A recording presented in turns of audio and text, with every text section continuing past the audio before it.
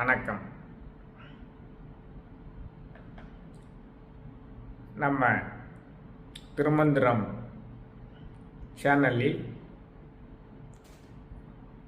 திருமந்திரத்தினுடைய முக்கியமான மந்திர பாடல்களை எல்லாம் அன்பர்களுக்கு வழங்கி வருகிறேன். அதில் முக்கியமான பகுதிக்குள் இப்பொழுது நுழைந்து விட்டோம் என்று கருதுகிறேன். முதலாம் தந்திரத்தில் வரக்கூடிய அந்த திருமூலரனுடைய உபதேசம் என்ற பகுதியில் ஒரு மிக முக்கியமான பாடலை எடுத்துக்கொண்டிருக்கிறேன். சைவத்தை பின்பற்றுகின்ற அன்பர்களும் சைவத்தை பற்றி அறிய விரும்புகின்ற அன்பர்களும் இந்த முக்கியமான பாடலை மந்திரத்தை கேட்டு நுகர்ந்து ஆய்ந்து மனதிற்குள் புகுத்தி வைத்திருக்க வேண்டும்.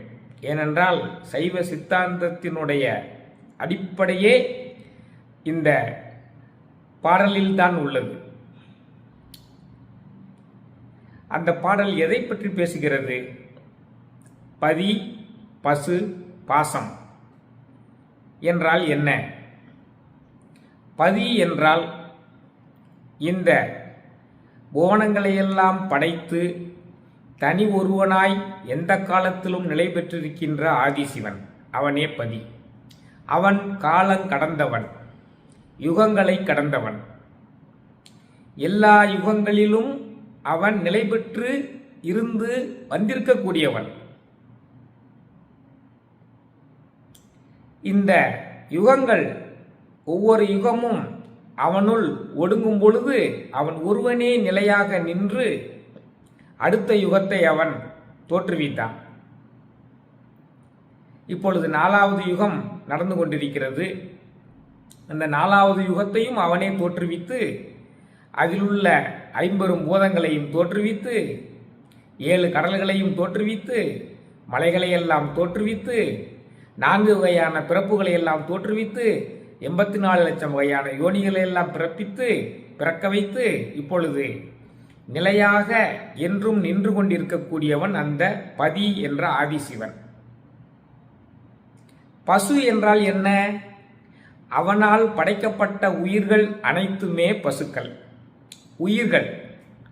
அந்த உயிர் வாழக்கூடிய இடங்கள்தான் உடல்கள். அது மானிட உடலில் வாழும், பறவைகள் உடலில் வாழும், விலங்குகள் உடலில் வாழும், நீர்வாழ்வன உடலில் வாழும், நில வாழ்வன உடலில் வாழும். ஆக அனைத்து ஆன்மாக்களும் அந்த உடலால் கட்டப்பட்டிருக்கின்றன. அந்த கட்டப்பட்டிருக்கின்ற கயிறுக்கு பேருதான் பாசக்கயிறு அல்லது தலை என்று பெயர். அதான் பதி, பசு, பாசம். அப்ப இந்த சைவ சித்தாந்தம் என்ன சொல்லுது அப்படின்னா, தன்னுடைய வினைக்கு ஈடாக விண்ணுலகத்திலிருந்து ஏதேனும் ஒரு உடம்பை பெற்றுக்கொண்டு பிறந்திருக்கின்ற அந்த ஆன்மா என்ற உயிரானது தன்னுடைய வினைக்கு ஈடாக, நன்றாக தெரிந்து கொள்ளுங்கள், தான் ஏற்கனவே கடந்து வந்த பிறவிகளில் தான் உண்டாக்கிய அந்த சஞ்சித கர்ம வினையின் அளவையும் அதனுடைய பண்பையும் பொறுத்து எந்த உடலில் அது அந்த ஆன்மா வாழ வேண்டும் இந்த பிறவியில் என்று தீர்மானிக்கப்பட்டு அந்த உடலை பெற்றுக்கொண்டு அந்த ஆன்மா என்ற உயிர் பிறக்கிறது, பசு பிறக்கிறது, பதியிலிருந்து பசு பிறக்கிறது. அந்த உடலிலேயே அது கட்டப்பட்டிருக்கிறது. ஏன்? முதலில் அது பதியிலிருந்து தான் பிறந்தவன் என்பதை மறந்து இந்த உடலே பிரதானம் என்று நினைத்து கொண்டு இந்த உடலுக்கு தேவையான இன்பங்களை எல்லாம் 50 கருவிகளின் வழியாக நுகர்ந்து கொண்டு இந்த உடலே பிரதானம் என்று நினைத்து கொண்டு அது தன்னுடைய உறவுகளை எல்லாம் முக்கியமானதாக நினைத்து கொண்டு தாய், தந்தை, மகன், மகள், அண்ணன், தம்பி, மனைவி, சுற்றத்தார்களையெல்லாம் உண்மை என்று நம்பிக்கொண்டு அந்த பாசம் என்ற கயிற்றினால் அந்த உடலில் கட்டப்பட்டு கொண்டிருக்கிறது. இதுதான் சைவ சித்தாந்தத்தினுடைய அடிப்படை தத்துவம். சரி, அந்த கட்டப்பட்டிருக்கின்ற பசுவானது என்றேனும் ஒரு நாள் பதியாகிய ஆதிசிவனை சென்று அடைய வேண்டும். அதுதான் உலகியல் விதி. அப்போ அந்த கயிற்றை அறுக்க வேண்டும். அந்த கயிற்றை அறுக்க வேண்டும் என்றால் பாசம் என்ற அந்த பற்றுக்களை எல்லாம் விட வேண்டும். சுற்றத்தார்கள் மேல் உள்ள பற்றுக்களை விட வேண்டும். பொருள்களின் மேல் உள்ள பற்றுக்களை விட வேண்டும். பற்று விட விட ஒவ்வொரு கயிறாக அருந்து கொண்டே வந்து அந்த பசுவானது, அதாவது அந்த ஆன்மாவானது ஆதிசிவனாகிய பதியிடம் சென்று சேர்ந்துவிடும். இதைத்தான் ஆசை அருமீன்கள், ஆசை அருமீன்கள், ஆசை படப்பட ஐவரும் துன்பங்கள், ஆசை விடவிட ஆனந்தமாமே. ஆசை அருமீன்கள், ஆசை அருமீன்கள், ஈசனோடு ஆயினும் ஆசை அருமீன்கள், ஆசை படப்பட ஐவரும் துன்பங்கள், ஆசை விடவிட ஆனந்தமாமே. நீ ஆசையை விட விட ஒவ்வொரு அந்த உயிரோடு உடலோடு உயிரை உடலோடு கட்டியிருக்கின்ற ஒவ்வொரு கயிறாக அறுபட்டு கொண்டே வந்து முற்றிலுமாக அந்த பாசக்கயிறு அறுபட்டு அந்த பசுவானது பதியாகி இறைவனிடம் சென்று சேர்ந்துவிடும். ஆசையே துன்பத்திற்கு காரணம் என்று அதனால்தான் புத்தர் சொன்னார். ஆசை அருமீன்கள், ஆசை அருமீன்கள். இதுதான் சைவ சித்தாந்த தத்துவம். இந்த தத்துவத்தை உணர்த்தக்கூடிய பாடல் தான் இப்பொழுது நாம் பார்க்கக்கூடிய திருமந்திர பாடல். பாடலுக்குரிய விளக்கம் நீண்டமாக இருப்பதால் முதலிலேயே இந்த விளக்கத்தை சொல்லிவிட்டு அந்த பாடலுக்கு வருகிறேன். அப்படி என்றால் உங்களுக்கு பாடல் எளிதாக புரிந்துவிடும். அந்த பாடல் திருமந்திரம் பதி பசு பாசம் எனப்பகர் மூன்றில், பதி பசு பாசம் எனப்பகர் மூன்றில், பதியினை போல் பசு பாசம் அனாதி. பதியினை சென்றணுகா பசு பாசம், பதி அணுகில் பசு பாசம் நில்லாவே. பதி அணுகில் பசு பாசம் நில்லாவே. அற்புதமான ஆழ்ந்த கருத்துக்களை சொல்லக்கூடிய மந்திர வரிகள். பதி பசு பாசம் எனப்பகர் மூன்றில், அதாவது பதி பசு பாசம் என்ற மூன்று அடிப்படை கருத்துக்களை சொல்ல புகுந்தால் அந்த மூன்றும் தனித்தனி. பதியினை போல் பசு பாசம் அனாதி. பதி மேலான நிலையில் உள்ள ஆதிசிவன், அதிலிருந்து பிறக்கப்பட்டதுதான் பசி, அது தனி. பாசம் அதனுடைய பற்றுக்களினால் அந்த பசுவானது அந்த உடலில் தான் பெற்று வந்த உடலில் கட்டப்பட்டிருக்கிறது அல்லவா, அது பாசம். மூன்றுமே தனித்தனி. சரி, பதியினை சென்றணுகா பசு பாசம். அப்போ அந்த பிறந்த பசு என்ற உயிரானது பதியாகிய அந்த ஆதிசிவனை சென்றடைய விடாமல் அந்த பாசக்கயிற்றினால் உடலோடு கட்டப்பட்டிருக்கிறது. அதான் பதியினை சென்று அணுகா பசு பாசம். அந்த பசுவை போய் அது இந்த உடலோட கட்டப்பட்டிருக்கிறது, உறவுகளால் கட்டப்பட்டிருக்கிறது, ஆசைகளால் கட்டப்பட்டிருக்கிறது, இன்பங்களால் கட்டப்பட்டிருக்கிறது.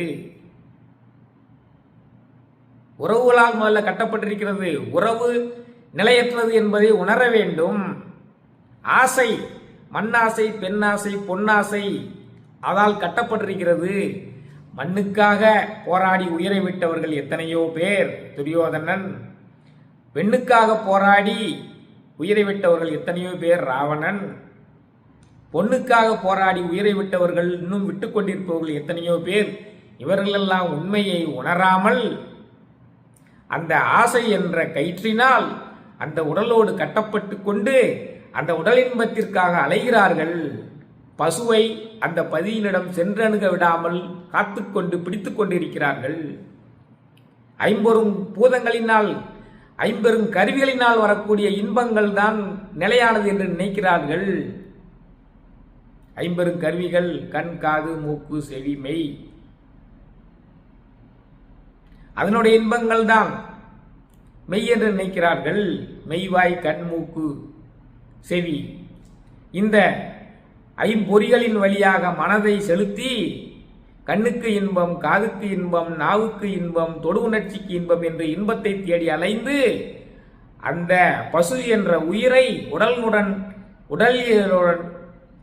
இந்த பாசக்கயிற்றினால் கட்ட வைத்துக் கொண்டிருக்கிறார்கள். ஐம்பெரும் கருவிகளின் வழியாக செல்லக்கூடிய இன்பமே பிரதானம் என்று நினைத்துக் கொண்டிருந்தால் அந்த பசு என்ற ஆன்மா இந்த உடலோடையே கட்டப்பட்டு நிரந்தரமாக தங்கிவிடும். ஆக ஒவ்வொரு ஆசையாக துறந்தால் ஒவ்வொரு கயிறாக வெட்டப்பட்டு பசு கட்டை அவிழ்த்த பசுக்கன்று போல துள்ளி குதித்து கொண்டு அந்த பதியிடம் சென்றுவிடும். அதான் பதியினை சென்றணுகா பசுபாசம், பதி அணுகில் பசுபாசம் இல்லாதே. அப்படி இறைவன் உன்னை தேர்ந்தெடுத்து நீ நல்லவனாகவே வாழ்ந்து கொண்டிருப்பதை அறிந்து கொண்டு இறைவன் உன்னை தேர்ந்தெடுத்து உன்னில் வந்து இறங்கிவிட்டால், உன் மனதில் வந்து இறங்கிவிட்டால் அந்த பசு பாசம் எல்லாமே தூர ஓடி போய்விடும். நீ அன்பே சிவமாய் அமர்ந்திருக்கலாம். இதுதான் விஷயம். சைவ சித்தாந்தத்தினுடைய அடிப்படை பாடலே தான். நான் பெற்ற இன்பம் பெருகையும் வையகம், வான் பற்றி நின்ற மறைபொருள் சொல்லிடின், தான் பற்றி நின்ற மந்திரம் தான் பற்ற தலைப்படுந்தாமே.